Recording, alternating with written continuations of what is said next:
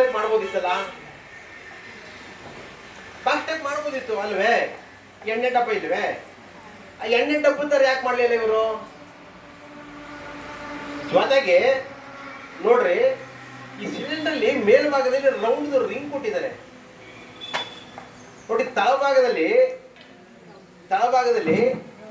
Round ಒಂದು stand ಕೊಟ್ಟಿದ್ದಾರೆ. ಜೊತೆಗೆ ಇಲ್ಲಿ ಹೋಲ್ಗಳಿದೆ, ಸಣ್ಣ ಸಣ್ಣ ಹೋಲ್ಗಳಿದೆ, ಕಾಣ್ತಾ ಇರ್ಬೋದು ನಿಮ್ಗೆ.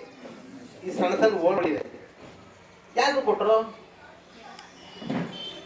ಅವರೇ ಸುಮ್ಮನೆ ತಮಾಷೆಗೆ ಕೊಟ್ಟಿಲ್ಲ, ಅದರಿಂದ ಬಳಕೆ ಮಾಡೋರ್ಗು ಒಂದು ಅನುಕೂಲತೆ ಇದೆ. ಏನ್ ಅನುಕೂಲತೆ ಇದೆ ಇದು ನೋಡಿ. ಈ ರಿಂಗ್ ಕೊಟ್ಟಿರೋದ್ರಿಂದ ಲೋಡ್ ಮಾಡಬೇಕಾದ್ರೆ ಅನ್ಲೋಡ್ ಮಾಡಬೇಕಾದ್ರೆ ಒಂದ್ರ ಮೇಲೆ ಒಂದನ್ನ ಇಟ್ಟರೆ ಲಾಕ್ ಆಗುತ್ತೆ. ಒಂದು ಸಿಲಿಂಡರ್ ಇನ್ನೊಂದು ಸಿಲಿಂಡರ್ ಇಟ್ಟರೆ ಅಳ್ಳಾಡಲ್ಲ, ಲಾಕ್ ಆಗುತ್ತೆ. ಒಂದು ಈ ಸಣ್ಣದು ಗೋಲ್ ಯಾಕೆ ಕೊಟ್ಟಿದ್ರೆ ಅಂದ್ರೆ, ಈ ಸಿಲಿಂಡರ್ ಏನಾರು ಲೀಕೇಜ್ ಆದಾಗ ಅಥವಾ ಏನಾದ್ರು ಅಪಾಯ ಆದಾಗ ಅಥವಾ ಏನಾದ್ರು ಗಾಳಿ ಹೊರಗಡೆ ಬಂದಾಗ ನೀವು ಈ ಸಿಲಿಂಡರ್ನ ಏನು ಮಾಡಕ್ ಆಗಲ್ಲ. ಬೈಕೆ ನಿಮ್ಮಲ್ಲಿ ಏನಾರು ಆದಾಗ ಇಲ್ಲಿ ಅದು ಗಾಳಿ ಬಿಡುತ್ತಾ ಕೆಳಗೆ ಮಾಡ್ಬಿಡಿ ಅಣ್ಣ ಹೇಳಿ.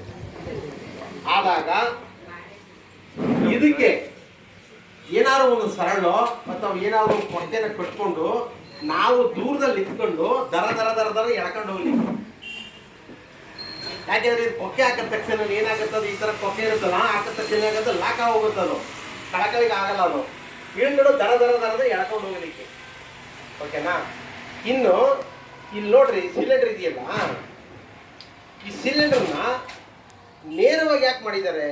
ಒಂದು ಬಾಕ್ಸ್ ತರ ಮಾಡ್ಬೋದಿತ್ತು ಅಂತ ಮೊದಲೇ ಹೇಳಿದೆ. ಬಟ್ ಆ ತರ ಮಾಡೋಕ್ಕಾಗಲ್ಲ. ಕಾರಣ ಏನಪ್ಪಾ ಅಂದ್ರೆ, ಒಳಗಡೆ ಇರ್ತಕ್ಕಂಥ ಸಿಲಿಂಡರು, ಒಳಗಡೆ ಇರ್ತಕ್ಕಂಥ ಗ್ಯಾಸ್ ಏನಿದೆಯಲ್ಲ, ಅನಿಲ ಅಂದ್ರೆ ಗೊತ್ತಾ ನಿಮ್ಗೆ? ಅನಿಲ ಅಂದ್ರೆ ನೋಡಕ್ಕಾಗಲ್ಲ. ಈಗ ಗಾಳಿ ಬೀಸ್ತಾ ಇದೆಯಲ್ಲ, ಗಾಳಿಯಲ್ಲಿ ನೋಡಕ್ಕಾಗತ್ತಾ? ನೋಡಕ್ಕಾಗಲ್ಲ. ನಮ್ಮ ಇವರ ಹಿಡ್ಕೊಳ್ಳೋಕ್ಕೂ ಆಗಲ್ಲ. ನೋಡ್ರಿ, ಭಗವಂತ ಸೃಷ್ಟಿ ಮಾಡಿದ್ದಾನೆ, ಯಾವ ರೀತಿ ಮಾಡಿದ್ದಾನೆ ಅಂದ್ರೆ, ಭಗವಂತ ಗಾಳಿ ಬೆಳಕನ್ನ ಮನುಷ್ಯನಿಗೆ ನಿಲುಕದ ರೀತಿಯಲ್ಲಿ ಮಾಡಿರ್ತಕ್ಕಂಥದ್ದು. ಗಾಳಿ ಬೆಳಕನ್ನ ಏನಾರು ಮನುಷ್ಯ ಏನಾರು ಕೊಂಡ್ಕೊಂಬಂಗಿದ್ರೆ, ಇಟ್ಕೊಳಂಗಿದ್ರೆ, ಬಡವ್ರ ಬಗ್ರು ಒಂದ್ ಕಟ್ಟಿ ಬಿಡ್ತಿರಲ್ಲ ಅವ್ರು ಅಲ್ವೇ? ಹಾಗಾಗಿ ನೋಡ್ರಿ, ಈ ಸಿಲಿಂಡರ್ ವಿಚಾರದಲ್ಲಿ ಬಂದಾಗ ಇದು ಕೂಡ ಅನಿಲ. ಒಳಗಡೆ ಸಿಲಿಂಡರ್ ಇದೆಯಲ್ಲ, ಇದು ಮುಟ್ಟದ ತೂಕ ಇದೆ. ಇದು ಖಾಲಿ ಅಂದ್ರೆ ಸ್ವಲ್ಪ ಅಗ್ರ ಇರುತ್ತೆ. ಒಳಗಡೆ ಎಷ್ಟಿರುತ್ತೆ? ಸುಮಾರು 14.5 kg ಗ್ಯಾಸ್ ಇರುತ್ತೆ. ಒಳಗಡೆ ಹೆಂಗಿರುತ್ತೆ ನೋಡಕ್ಕಾಗತ್ತಾ? ಖಂಡಿತ ನೋಡ್ಬೋದು, ಆದ್ರೆ ಇದ್ರಲ್ಲಿ ನೋಡಕ್ಕಾಗಲ್ಲ. ಕೆಲವು ಕಡೆ ಈಗ ಇತ್ತೀಚೆಗೆ ಬಂದಿರತಕ್ಕಂಥ ಕೆಲವು ಕಂಪ್ನಿಗಳಲ್ಲಿ, ಖಾಸಗಿ ಕಂಪ್ನಿಗಳಲ್ಲಿ ಇದನ್ನ ಗ್ಲಾಸ್ ಟೈಪ್ ಸಿಲಿಂಡರ್ ಮಾಡಿದ್ದಾರೆ. ಗಾಜಿನ ತರ ಇರುತ್ತೆ ಸಿಲಿಂಡರ್, ಅದ್ರೊಳಗಡೆ ಗ್ಯಾಸ್ ಯಾವ ತರ ಇದೆ ಅಂತ ನೋಡ್ಬೋದು. ಓಕೆನಾ? ಈ ಸಿಲಿಂಡರ್ ಒಳಗಡೆ ಹೇಗಿರುತ್ತೆ ಏನಿಲ್ಲ ಅಂತಂದ್ರೆ, ಘನ ರೂಪದಲ್ಲಿ ಇರುತ್ತೆ. ಘನ ರೂಪದ ಅಂದ್ರೆ ಈಗ ನಾವು ಹಳ್ಳಿಗಳಲ್ಲಿ ಐಸ್ ಕೆಂಡಿ ಅಂತ ಹೇಳ್ತೀವಿ ನೋಡ್ರಿ, ಆ ತರ ಸ್ವಲ್ಪ ಗಟ್ಟಿ ಇರುತ್ತೆ ಮತ್ತು ಕೋಲ್ಡ್ ಪ್ರೆಷರ್ ಅಲ್ಲಿ ತುಂಬಿರ್ತದೆ. ಅದನ್ನ ಏರನ್ನ ಬಿಟ್ಟು ಒತ್ತಡದಲ್ಲಿ ಅದನ್ನ ಲೋಡ್ ಮಾಡಿರುತ್ತೆ. ಗ್ಯಾಸ್ ಎಷ್ಟಿರುತ್ತೆ? ಸುಮಾರು 60% ಇಷ್ಟು ಇರುತ್ತೆ ಗ್ಯಾಸ್. 60% ಫುಲ್ ಗಟ್ಟಿ ತರ ಇರುತ್ತೆ. ಇನ್ನು ನೆಕ್ಸ್ಟ್ ಅನಿಲ ಇರುತ್ತೆ. ಈ ಅನಿಲ ಏನ್ ಮಾಡುತ್ತೆ, ವಾತಾವರಣಕ್ಕೆ ಅದು ಆವಿಯಾಗಿ ಗಾಳಿಯಾಗಿ ಅದು ಹೊರಗಡೆ ಬರೋಕ್ಕೆ ಟ್ರೈ ಮಾಡ್ತಾ ಇರುತ್ತೆ. ಇಲ್ಲಿ ಈ ನಾಬಲ್ಲಿ ಟ್ರೈ ಮಾಡ್ತಾ ಇರುತ್ತೆ. ಗಾಳಿಗೆ ಬಂದ ತಕ್ಷಣನೇ, ಗಾಳಿಯ ಸಹಾಯ ಇಲ್ಲದೆ ಬೆಂಕಿ ಹತ್ತಲ್ಲ. ಬರೀ ಸಿಲಿಂಡರ್ಗೆ ಬರೀ ಇದಕ್ಕೆ ಬೆಂಕಿ ಹಾಕಿದ್ರೆ ಬೆಂಕಿ ಹತ್ತಲ್ಲ.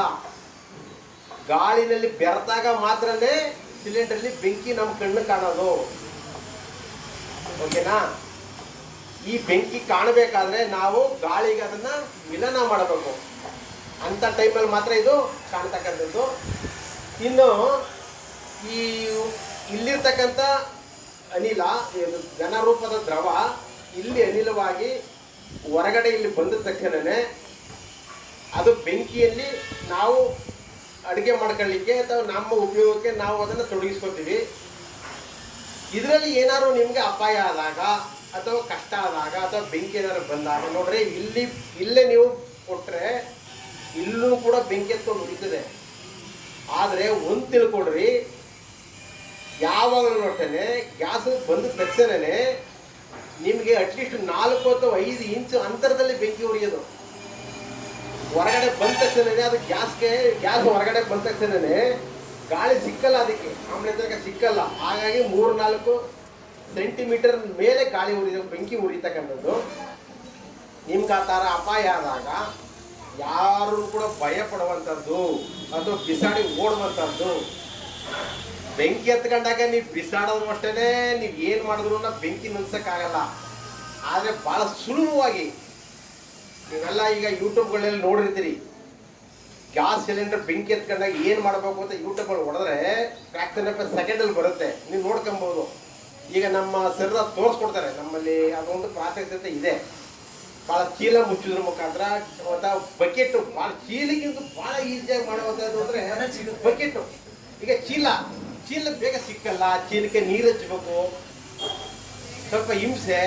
ಆಮೇಲೆ ಚೀಲ ನೀವು ಬಿಡಿಸ್ಬೇಕು, ಹಂಗೆ ಬಿಡಿಸಿ ಹಾಕಿದಾಗ ಕೈ ಗ್ಯಾಸ್ಗೆ ಬೆಂಕಿಗೆ ಸ್ವಲ್ಪ ಸೋಕುತ್ತೆ, ಕೈ ಸೋಕುತ್ತೆ.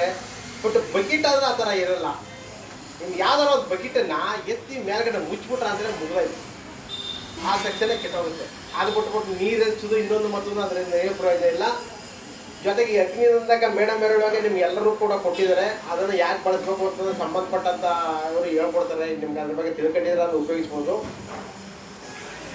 ಇನ್ನು ಗ್ಯಾಸ್ ಸಿಲಿಂಡರ್ನ ನೀವು ಉಪಯೋಗಿಸಿದಾಗ ನಿಮ್ಗೇನಾದ್ರು ಪ್ರಾಬ್ಲಮ್ ಆದಾಗ, ಸಮಸ್ಯೆ ಆದಾಗ ಯಾರನ್ನ ನೀವು ಭೇಟಿ ಮಾಡಬೇಕು ಅಂತಕ್ಕಂಥ ವಿಚಾರವನ್ನು ಕೂಡ ತಿಳ್ಕೊಬೇಕಾಗುತ್ತೆ.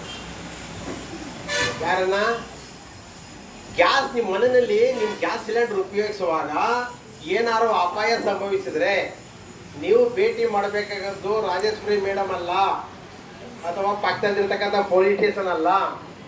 ನೀವು ಭೇಟಿ ಮಾಡಬೇಕಾಗಿರ್ತಕ್ಕಂಥದ್ದು ನಿಮ್ಮ ವಿತರಕರನ್ನ, ಯಾರು ನಿಮಗೆ ಗ್ಯಾಸ್ ಸಿಲಿಂಡರ್ ಸಪ್ಲೈ ಮಾಡಿರ್ತಾರೆ ಅವರಿಗೆ ಪ್ರಥಮ ಮಾಹಿತಿ ಹೋಗ್ಬೇಕು. ಪ್ರಥಮ ಮಾಹಿತಿ ಯಾರಿಗೂ ಹೋಗ್ಬೇಕು? ಪೊಲೀಸ್ ಸ್ಟೇಷನ್ ಅವರಿಗೆಲ್ಲ ಅಥವಾ ಬೇರೆ ಡಿಪಾರ್ಟ್ಮೆಂಟ್ ಅವ್ರಿಗೆ ಯಾರಿಗೂ ಅಲ್ಲ. ನೀವು ಗ್ಯಾಸ್ ಸಿಲಿಂಡರ್ ಅಪಾಯ ಆದಾಗ ಇಮಿಡಿಯೇಟ್ ಆಗಿ ನೀವು ನಿಮ್ಮ ಗ್ಯಾಸ್ ವಿತರಕರಿಗೆ ಮಾಹಿತಿ ಹೋಗ್ಬೇಕಾಗುತ್ತೆ. ಗ್ಯಾಸನ್ನು ಅಷ್ಟೇ, ಗ್ಯಾಸನ್ನು ಏನೇ ಅಪಘಾತ ಆದ್ರೂ ಕೂಡ ನಮ್ಮ ಜಾಗೃತೆ, ನಮ್ಮ ಅಜಾಗರೂಕತೆ, ನಾವು ಜಾಗ್ರತೆ ವಹಿಸೋದ್ರಲ್ಲಿ ವಿಫಲರಾದಾಗ ನಮ್ಮ ಅಜಾಗರೂಕತೆಯಿಂದ ಅಪಾಯ ಸಂಭವಿಸ್ತಕ್ಕಂಥದ್ದು. ಗ್ಯಾಸ್ದಿಂದ ಏನಾದ್ರು ಅಪಾಯ ಆದರೆ ನಾವು ಮೈ ಮೇಲೆ ಎಳ್ಕೊಂಡಿರ್ತಕ್ಕಂಥ ಒಂದು ಅವಘಡ. ಗ್ಯಾಸ್ ಸಿಲಿಂಡರ್ ಒಂದೇ ಅಲ್ಲ, ಏನಾದ್ರು ಹೆಚ್ಚು ಕಮ್ಮಿ ಆದಾಗ ಗ್ಯಾಸ್ ಸಿಲಿಂಡರ್ ಒಂದೇ ಕಾರಣ ಆಗಿರಲ್ಲ. ಹಾಗಾದ್ರೆ ಏನು ಕಾರಣ ಆಗಿರುತ್ತೆ? ಒಂದು ರೆಗ್ಯುಲೇಟರ್ ಆಗಿರ್ಬೋದು, ಈ ಓಸ್ ಪೈಪ್ ಆಗಿರ್ಬೋದು, ಅಥವಾ ಸ್ಟವ್ ಆಗಿರ್ಬೋದು. ಮೇಡಮ್ ಅವರು ಹೇಳುವಂಗೆ ಗ್ಯಾಸನ್ನು ಎಲ್ಲನೂ ಮಾಡಾದ್ಮೇಲೆ ಗ್ಯಾಸ್ ಯಾಕೆ ಮಾಡಲಿಲ್ಲ ಅಂದರೆ ಏನು ಮಾಡೋದು? ಅದಕ್ಕೆ ಗ್ಯಾಸ್ಗೆ ಸ್ಮೆಲ್ ಬರಲಿ ಅಂತೇಳಿ ಆ ಗ್ಯಾಸ್ಗೆ ಕೃತಕವಾದಂಥ ಒಂದು ವಾಸನೆಯೇ ಕೊಟ್ಟಿದ್ದಾರೆ. ಆ ವಾಸನೆ ಏನು ಮಾಡುತ್ತೆ ಅಂದರೆ ಮೂಗಿಗೆ ಹೋದ ತಕ್ಷಣ ಮೂಗು ಉರಿ ಬರುತ್ತೆ. ಈಗ ಎಲ್ಲರೂ ನೋಡಿರ್ಬೋದು, ಇವೆಲ್ಲ ಪೇಪರಲ್ಲಿ ಟಿವಿಗಳಲ್ಲಿ ನೋಡಿರ್ತೀರಿ. ಆದರೆ ಅಕಸ್ಮಾತ್ ಏನಾದ್ರು ಗ್ಯಾಸ್ ಲೀಕ್ ಆದಾಗ ಏನು ಮಾಡಬೇಕು? ಗ್ಯಾಸ್ ಲೀಕ್ ಆದ ತಕ್ಷಣವೇ ನಿಮ್ಮ ಮನೇಲಿರ್ತಕ್ಕಂಥ ಅಕಸ್ಮಾತ್ ರಾತ್ರಿ ಟೈಮ್ ಗ್ಯಾಸ್ ಆಫ್ ಮಾಡ್ಬಿಟ್ಟಿರ್ತೀವಿ, ಮಲಗಿಬಿಟ್ಟಿರ್ತೀವಿ. ಬೆಳಿಗ್ಗೆ ಎದ್ದು ಏನೋ ಅರ್ಧ ರಾತ್ರಿಯಲ್ಲಿ ಮೂಗು ಉರಿ ಬರುತ್ತೆ. ತಕ್ಷಣ ಏನು ಕತ್ಲೆ ಅಲ್ವಾ? ತಕ್ಷಣ ಏನು ಮಾಡ್ಬೇಕು? ಅವಾಗ ಬಸ್ಸನ್ನು ಲೈಟ್ ಆನ್ ಮಾಡ್ಕೊಂಡು ನೋಡ್ಬೇಕು. ಏನಿದು ಮೇಡಮ್, ಏನು ನಿಮ್ಮ ಸಹೋದ್ಯೋಗ ಎಲ್ಲ ತಿಳ್ಕೊಂಡ್ಬಿಟ್ಟಿದ್ರಲ್ಲ? ಅಲ್ಲಪ್ಪ, ಕತ್ಲೆ ಅಲ್ವಾ? ವೆರಿ ಗುಡ್ ನೋಡ್ರಿ. ಈಗ ನಿಜವಾಗ್ಲೂ ಕೂಡ ನನಗೆ ಬಹಳ ಖುಷಿ ಆಗತ್ತೆ ರೀ. ಯಾಕೆ ಗೊತ್ತಾ? ನಿಮ್ಗೆಲ್ಲ ಗೊತ್ತಿದೆ, ಈ ಗ್ಯಾಸ್ ಸಿಲಿಂಡರ್ ಬಂದು ವರ್ಷದಲ್ಲಿ ಕತೆ ಏನಾಯ್ತು ಅಂತ ಗೊತ್ತಲ್ಲ. ಗ್ಯಾಸ್ ಸಿಲಿಂಡರ್ ಬಂದಾಗ, ಗ್ಯಾಸ್ ಸಿಲಿಂಡರ್ ಇದ್ರೆ ಹೆಣ್ಮಕ್ಳೇ ಕೊಡ್ತಿರಲ್ಲ ಅವ್ರ ಮನೆಗೆ. ಗ್ಯಾಸ್ ಸಿಲಿಂಡರ್ ನನ್ನ ಮಗಳ ತಗೊಂಡೋಗಿ ಸುಟ್ಟಾಕ್ಬಂತ ಮಾಡಿದ್ಯಾ? ಆಮೇಲೆ ಗ್ಯಾಸ್ ಸಿಲಿಂಡ್ರು ಯಾವ ಕಾರಣಕ್ಕೂ ಉಪಯೋಗಿಸಬಾರ್ದು. ಇವಾಗ ಏನಾಗಿದೆ, ಗ್ಯಾಸ್ ಸಿಲಿಂಡರ್ ಇವತ್ತು ನಮ್ಮ ಜೀವನದ ಒಂದು ಅವಿಭಾಜ್ಯ ಅಂಗ. ಒಂದು ತಿಳ್ಕೊಳ್ರಿ, ಗ್ಯಾಸ್ ಸಿಲಿಂಡರ್ ಮಾಡಿರೋದೇ ಈ ಥರ ಸಿಲಿಂಡರ್ ರೂಪದಲ್ಲಿ. ಗ್ಯಾಸನ್ನು ಎಲ್ಲಿಟ್ಕೋಬೇಕು? ಭೂಮಿಯಿಂದ ಅಟ್ಲೀಸ್ಟ್ 3 ಅಡಿ ಮೇಲೆ. ಯಾವುದೇ ಕಾರಣಕ್ಕೂ ಗ್ಯಾಸ್ ಸಿಲಿಂಡರ್ ನೆಲದ ಮೇಲೆ ಇಟ್ಕೊಂಡು ಮಾಡಬಾರ್ದು. ಯಾತಕ್ಕೆ ನೆಲದ ಮೇಲೆ ಇಟ್ಕೊಂಡು ಮಾಡಬಾರ್ದು? ಗ್ಯಾಸು ಘನರೂಪದ ವಸ್ತು, ಗ್ಯಾಸ್ಗೆ ತೂಕ ಇದೆ. ಆ ತೂಕ ಇರೋದ್ರೆ, ಈಗ ಉದಾಹರಣೆಗೆ ಈ ಗ್ಯಾಸನ್ನು ಇಲ್ಲೇ ಬಿಟ್ಬಿಡೋಣ ಅಂತ ತಿಳ್ಕೊಡ್ರಿ. ಬಿಟ್ಬಿಟ್ರೆ ಭೂಮಿಯಿಂದ 3 ಅಡಿ ಮಟ್ಟದಲ್ಲಿ ಫಸ್ಟ್ ಗ್ಯಾಸ್ ಇಲ್ಲಿ ಲೋಡ್ ಆಗುತ್ತೆ. ಭೂಮಿಯಿಂದ 3 ಅಡಿ ಮಟ್ಟದಲ್ಲಿ ಗ್ಯಾಸ್ ಲೋಡ್ ಆಗ್ತಕ್ಕಂಥದ್ದು. ಆಮೇಲೆ ಅಲ್ಲಿಂದ ಗಾಳಿಗೆ ವೇಪರೇಟ್ ಆಗುತ್ತೆ. ವಿತಿನ್ 1 ಮಿನಿಟಲ್ಲಿ ಗಾಳಿನಲ್ಲಿ ಸ್ಪ್ರೆಡ್ ಆಗಿ 1 ಮಿನಿಟಲ್ಲಿ ರೋಡ್ ಹೊರಟೋಗುತ್ತೆ ಸ್ಮೆಲ್ಲು. ಓಕೆನಾ? ಅಂಥ ಟೈಮ್ಗಳಲ್ಲಿ ಬೇಗ ಗೊತ್ತಾಗಲಿ ಅಂತೇಳಿ ಗ್ಯಾಸನ್ನು ವಾಸನೆಯನ್ನು ಕೃತಕವಾಗಿ ತುಂಬಿರ್ತಕ್ಕಂಥದ್ದು.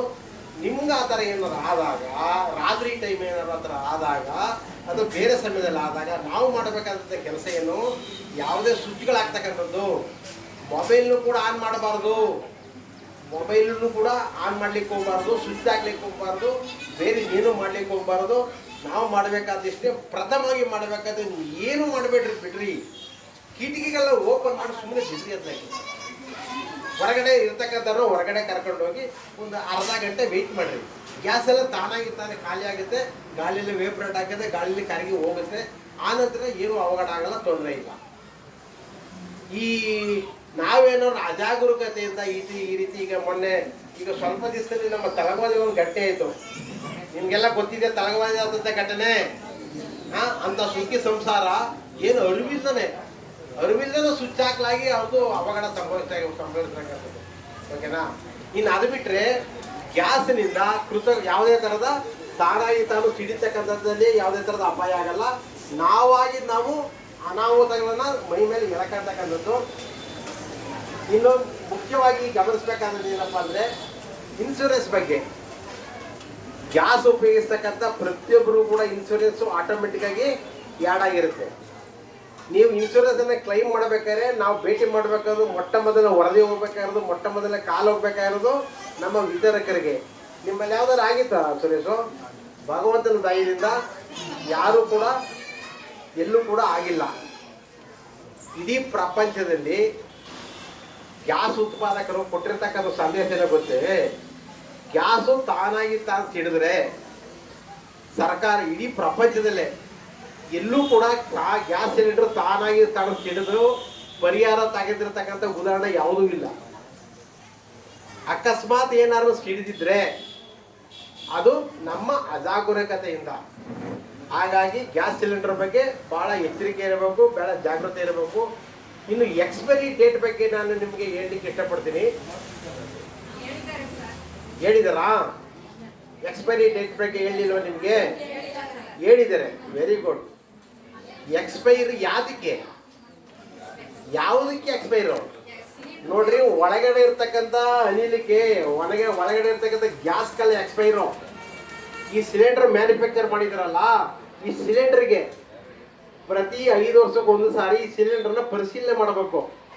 ಏನು ಪರಿಶೀಲನೆ ಮಾಡಬೇಕು? ಅದು ತಗ್ಗೋಗಿದ್ರೆ, ಬೆಂಡ್ ಆಗಿದ್ರೆ, ಈ ನಾಬ್ ಏನಾರು ಲೂಸ್ ಆಗಿದ್ರೆ ಅಥವಾ ಬೇರೆ ಎಲ್ಲಾರು ಕ್ರ್ಯಾಕ್ ಆಗಿದ್ರೆ ಅದನ್ನು ಕಂಪ್ನಿಯವರು ಚೆಕ್ ಮಾಡಿ ಪ್ರತಿ 5 ವರ್ಷಕ್ಕೊಂದ್ಸಾರಿ ನಮಗೆ ಹೊಸದಾಗಿ ಬಣ್ಣ ಹೊಡೆದು ಮತ್ತೆ ನೋಡಿ, ಇಲ್ಲೆಲ್ಲ ನೋಡಿ ವೈಟ್ ಕಾಣ್ತದಲ್ಲ, ಇದು ದಾರಗಳಾಗಿ ಇದನ್ನ ಟೈಟ್ ಮಾಡಿ ಚೆಕ್ ಮಾಡಿ ನಮ್ಗೆ ಕೊಡಬೇಕು. ಅವರು ಕರೆಕ್ಟಾಗಿ ಚೆಕ್ ಮಾಡಲೇಬೇಕು ಅಂತೇಳಿ ಅದ್ರ ಮೇಲೆ ಡೇಟ್ ಕೂಡ ಹಾಕಿರ್ತಾರೆ. ನೋಡಿರ್ಬೋದು ನೀವು. ಈಗ ತೋರಿಸಿ ಅದನ್ನ. ಎಲ್ಲಿದೆ? C30. ನೋಡಿ ಇಲ್ಲಿ C34 ಅಂತಿದೆ. ಏನ್ C34 ಅಂತೇಳಿ? 34ನೇ ಇಸ್ವಿವರೆಗೂ ಕೂಡ ಇದು ಏನು ತೊಂದರೆ ಇಲ್ಲ. 34ನೇ ಇಸ್ವಿವರೆಗೂ ಕೂಡ ಇದನ್ನು ಉಪಯೋಗಿಸ್ಬೋದು. ಸಿ ಅಂದ್ರೆ ಏನು? ಸಿ ಅಂತಂದ್ರೆ ವರ್ಷದ 12 ತಿಂಗಳನ್ನ 4 ಭಾಗಗಳೇ ಮಾಡಿದ್ದಾರೆ. ಜನವರಿ, ಫೆಬ್ರವರಿ, ಮಾರ್ಚಿ ಎ ಅಂತೇಳಿ, ಏಪ್ರಿಲ್, ಮೇ, ಜೂನನ್ನ ಬಿ ಅಂತೇಳಿ, ಜೂನ್, ಜುಲೈ, ಆಗಸ್ಟನ್ನ ಸಿ ಅಂತೇಳಿ, ಮತ್ತು ಇದನ್ನ ಏನು ಕೊನೆಯ 3 ತಿಂಗಳನ್ನ ಡಿ ಅಂತೇಳಿ ABCD ಮ್ಯಾನುಫ್ಯಾಕ್ಚರ್ ಮಾಡಿದಾಗ್ಲೇ ಹೊರಗಡೆ ಬರಬೇಕಾದ್ರೆ ಇದನ್ನ ಮ್ಯಾನುಫ್ಯಾಕ್ಚರಿಂಗ್ ಡೇಟನ್ನು ಹಾಕಿರ್ತಾರೆ. ಒಂದು ತಿಳ್ಕೊಳ್ರಿ, ಈಗ ನಾವು ಅವಧಿ ಮುಗಿದಿರತಕ್ಕಂಥ ಸಿಲಿಂಡರ್ನ ಬಳಸಿ ಅದರಿಂದ ನಾವು ಏನಾದ್ರು ತೊಂದರೆ ಆದರೆ ನಮಗೆ ಇನ್ಶೂರೆನ್ಸ್ ಕ್ಲೈಮ್ ಆಗಲ್ಲ. ಇನ್ಸೂರೆನ್ಸ್ ಕ್ಲೈಮ್ ಆಗಬೇಕಾದ್ರೆ ನಾವು ಸಿಲಿಂಡರ್ನ ನಾವು ಫಸ್ಟೇ ತಗೊಳ್ಳುವಾಗ್ಲೇ ಮನೆಗೆ ಬಂದಾಗ್ಲೇ ಈ ಡೇಟನ್ನು ಗಮನಿಸಬೇಕು. ಜೊತೆಗೆ ಆ ಒಂದು ಸಿಲಿಂಡ್ರು ಚೆನ್ನಾಗಿ ಕ್ಲೀನಾಗಿ ಇದೆಯಾ ಅದನ್ನೇ ಗಮನಿಸಬೇಕು. ಜೊತೆಗೆ ವಿತೌಟ್ ಬಿಲ್ಲು ನೀವು ತಗೊಂಡ್ರೆ ಅದು ಕ್ಲೈಮ್ ಆಗಲ್ಲ. ನೀವು ಸಿಲಿಂಡರ್ನ ತಗೊಂಡಿರ್ಬೇಕು. ಏನು 45 ಡೇಸೋ ಅಥವಾ 2 ಮಂತ್ಸೋ 3 ಮಂತ್ಸೋ ಏನಿರುತ್ತೆ ಹಿಂದಿನ ಅವಧಿನಲ್ಲಿ, ಅಲ್ಲಿ ನೀವು ಸಿಲಿಂಡರ್ ತಗೊಂಡಿರೋದಕ್ಕೆ ಅಲ್ಲಿ ಎಂಟ್ರಿ ಇರಬೇಕಲ್ಲಿ. ಸಿಲಿಂಡ್ರು ಪಕ್ಕದ ಮೇಲೆ ಸಿಲಿಂಡರ್ ಇಸ್ಕೊಂಡ್ಬಂದ್ಬಿಟ್ಟು ಎಲ್ಲೋ ಯಾರ ತಾವು ಸಿಲಿಂಡರ್ ಇಸ್ಕೊಂಡ್ಬಂದ್ಬಿಟ್ಟು ಇನ್ಯಾವುದೋ ಸುಮ್ಮನೆ ಸಿಲಿಂಡರ್ ಇಸ್ಕೊಂಡ್ಬಂದ್ಬಿಟ್ಟು ಅವಘಡ ಆದಾಗ SR ನಂಬರ್ SR ನಂಬರು ಇದು ಒಂದು ಭಾಳ ಇಂಪಾರ್ಟೆಂಟು ನೋಡಿ. ನಮ್ಗೆ ಕೊಡ್ತಕ್ಕಂಥ ಎಲ್ಲ ಸಿಲಿಂಡರ್ ಮೇಲೂ ಕೂಡ ಒಂದು ನಂಬರ್ ಇರುತ್ತೆ, ಸೀರಿಯಲ್ ನಂಬರು. ಕೊಡ್ತಕ್ಕಂಥ ಬಿಲ್ಲಲ್ಲೂ ಕೂಡ ಅದು ಎಂಟ್ರಿ ಇರುತ್ತೆ. ಇದು ಯಾರು ಗಮನಿಸಲ್ಲ, ಯಾರು ನೋಡಲ್ಲ, ನಾವು ನೋಡಲ್ಲ. ಏನಾರು ಆದಾಗ ಇವೆಲ್ಲ ಬೇಕಾಗತ್ತೆ. ನೀವು ತಿಳ್ಕೊಂಡಿರ್ಬೇಕು. ನಿಮಗೆ ಬಿಲ್ಲಲ್ಲಿ ಇರ್ತಕ್ಕಂಥ ಬಿಲ್ ನೋಡ್ಕೊಂಡು, ಯಾಕೆಂದ್ರೆ ನೀವು ಜವಾಬ್ದಾರಿಯುತ ಸ್ಥಾನದಲ್ಲಿ ಇರ್ತಕ್ಕಂಥವ್ರು.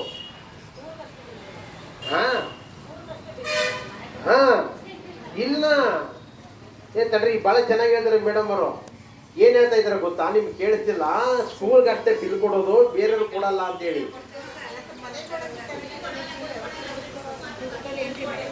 ಯಾರಿಗೂ ಬಿಲ್ ಕೊಡಲ್ವಾ?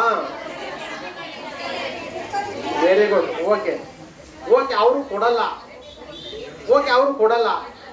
ಈಗ ನಾವು ಕೇಳ್ತಕ್ಕಂಥದ್ದು ಪ್ರಶ್ನೆ, ಗ್ಯಾಸ್ ಸಿಲಿಂಡರ್ ತಗೊಂಡಾಗ ನಾನು ಫಸ್ಟೇ ಹೇಳಿದ್ದೀನಿ, ನೀವು ಹಣ ಕೊಡ್ತೀರ ತಾನೆ. ಹಣ ಕೊಟ್ಟ ಮೇಲೆ ಪ್ರತಿಯೊಂದು ಪದಾರ್ಥ ಆಗಲಿ, ಒಂದು ಕಡ್ಡಿ ಪೆಟ್ಟಿ ತಗೊಂಡ್ರು ಒಂದು ರಸೀದ್ ಕೊಡಬೇಕು ಅಂತ ಕಾನೂನು ಇರುವಾಗ, ಗ್ಯಾಸ್ ತಗೊಂಡಾಗ ಬಿಲ್ ಕೊಡ್ಬೇಕಾ ಬೇಡವಾ? ಕೊಡಬೇಕು. ಕೊಡದೇ ಇರೋದು ಅವ್ರ ತಪ್ಪು ಅಂತ ತಿಳ್ಕೊಳ್ಳೋಣ. ಓಕೆನಾ? ಕೇಳದೇ ಇರೋದು ನಮ್ಮ ತಪ್ಪು ಏನಾ? ಇಲ್ಲ ಒಂದು ತಿಳ್ಕೊಡ್ರಿ, ಅವರು ಕೆಲಸದ ಒತ್ತಡದಲ್ಲಿ ನೀವು ಕೊಡದೇ ಇರಬಹುದು, ಅಥವಾ ಬೇರೆ ಬಂದಿರ್ತಕ್ಕಂಥವ್ರು ನಿಮ್ಗೆ ಕೊಡದೇ ಇರಬಹುದು. ಆದರೆ ಪಡ್ಕೋಬೇಕಾಗಿರೋದು ನಮ್ಮ ಜವಾಬ್ದಾರಿ. ನಾಳೆ ದಿವಸ ನಿಮ್ಮ ರಾಜೇಶ್ವರಿ ಮೇಡಮ್ ಅವರು ಬಿಲ್ ಇಲ್ಲ ಹಂಗೆ ಕೊಟ್ಬಿಟ್ಟು ಹೋಗೋರ ನಿಮ್ಗೆ ಕೇಳಲ್ಲ. ಅವ್ರು ಮೇಡಮ್ ಕೇಳೋದೇನೋ ಅವೆಲ್ಲ ಗೊತ್ತಿಲ್ಲ. ಗ್ಯಾಸ್ ಸಿಲಿಂಡರ್ ತಂದ್ಕೊಟ್ರು ತಾನೆ, ಬಿಲ್ಲ ಕೊಟ್ಟಿಲ್ಲ, ಈಸ್ಬಿಡ್ಬೇಕು. ನಿನ್ನ ಜವಾಬ್ದಾರಿ. ನೀನೇನು ಮಾಡ್ತಿದ್ದೆ? ನೀ ಎಕ್ಸ್ಪೈರಿ ಡೇಟ್ ನೋಡಿದ್ಯಾ? ಗ್ಯಾಸ್ ಚೆನ್ನಾಗಿದ್ಯಾ? ಎಲ್ಲ ನೋಡ್ಕೊತಕ್ಕಂಬೇಕು. ನಮ್ಮ ಜವಾಬ್ದಾರಿಯಲ್ಲಿ ವೈಫೈ ಇಟ್ಕೊಂಡು ಅವ್ರು ರಸೀದಿ ಕೊಟ್ಟಿಲ್ಲ ಅಂದ್ರೆ, ನೀವು ಕೇಳು ಕೂಡ ಕೊಟ್ಟಿಲ್ಲ ಅಂದ್ರೆ, ಆಗ ನೀವು ನಿಮ್ಮ ಮೇಲಧಿಕಾರಿಗೆ ಹೇಳ್ಬೋದು, ಮೇಡಮ್ ನೋಡಿ ಮೇಡಮ್ ಸಿಲಿಂಡರ್ ಕೊಟ್ಟು ಬಿಲ್ ಕೊಡೋದ್ರೆ ಹೋಗ್ತಾರೆ, ನಾಳೆ ಹೆಚ್ಚು ಕಮ್ಮಿ ಆದ್ರೆ ಯಾರು ಆನ್ಸರ್ ಕೊಡೋದು ಅಂತ ಹೇಳಿದಾಗ ಮೇಡಮ್ ಅವ್ರದ್ದು ಚಾರ್ಜ್ ಮಾಡುವಂಥದ್ದು ಅಥವಾ ಕೇಳುವಂಥದ್ದು ವ್ಯವಸ್ಥೆ ಇದೆ. ಓಕೆನಾ? ಹಾಗಾಗಿ ಇನ್ನು ಮುಂದೆ ನೀವೆಲ್ಲರೂ ಕೂಡ ಬಿಲ್ಲನ್ನು ಕೇಳಿ ಪಡೆಯಬೇಕು. ಓಕೆನಾ?